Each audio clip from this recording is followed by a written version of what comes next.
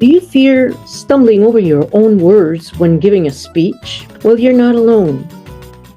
So let's tackle this problem together, shall we?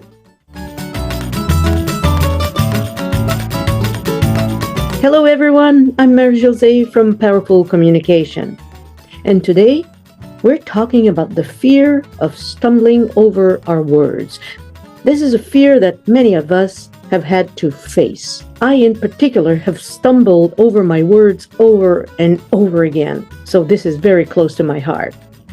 This is a fear that can hold us back, but with some very good strategies, we can overcome these hurdles easily, and we'll be able to deliver our speeches confidently. First, let's discuss the word choice. Do you think using long, complex words makes your speech sound more intellectual? While these words may give the impression of sophistication, the real question is, do they help you connect with your audience? The role of public speaking is not just to sound smart, but to ensure your message resonates with your audience. Also, using complicated, difficult to understand words doesn't make you look more intelligent. It can actually make you seem pompous and even sound pretentious. So the best way to convey this message, besides choosing easy to pronounce words, is to use simple words that convey your message clearly. What else can we do to deliver our speech with confidence? Here are a few tips that I think will be very helpful. Tip number 1 is to practice your speech out loud. Don't just practice in your head, especially if you're new at public speaking. The more you practice, the more familiar you'll become with the flow of your speech. At this point, it is not important to pay attention to intonations, pauses, or anything else. Just focus on getting the right pronunciation. Practicing your speech over and over will allow you to catch the tricky words or phrases and replace them with words that you're more comfortable using. Very often, we don't realize that the words that we choose, those very long words that we choose, look good on paper, but in reality, they're actually real tongue twisters. And in many cases, they don't really express the real meaning of what we're trying to say. Tip number 2 is to record yourself. After you've practiced your script long enough, record yourself to hear how you sound. Recording your script is a powerful tool.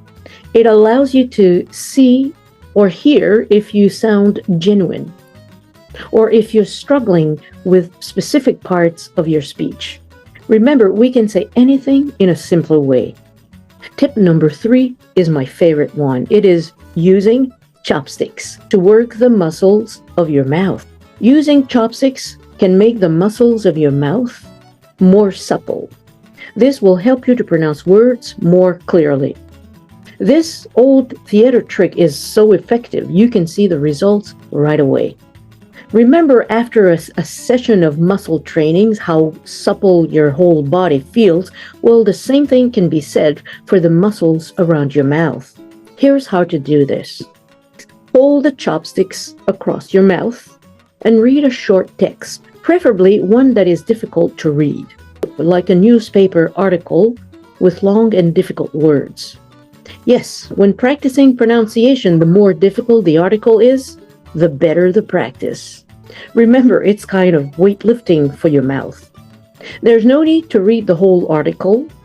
One paragraph that you read over and over will do. Practice for a few minutes each day. Like I said, this method is so effective that you can see and hear the results right away. However, if you practice only one time for a long time, the muscles around your mouth will go back to their original position the very next day. If you're a non-speaker trying to prepare for a presentation in a different language, well, this is all the more useful. By practicing pronunciation on a regular basis, you engage in modal learning, which helps you improve the accuracy and fluency of your speech over time. It's also a good idea to record yourself both before and after using the chopsticks.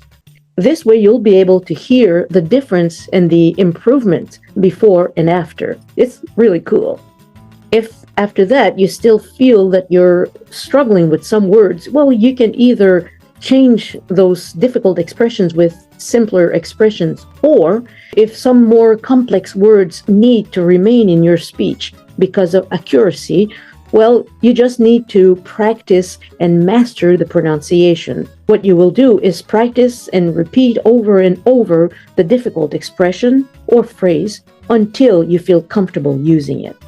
After practicing a few times with a different script, now it's time to move on to your own script. You can practice the whole script all at once, or what you can do is divide paragraph per paragraph and practice one paragraph each day. Remember, practice makes perfect. Finally, by choosing simple words, practicing out loud, recording yourself, and incorporating chopsticks into your exercises, you can easily overcome this fear of stumbling over your words.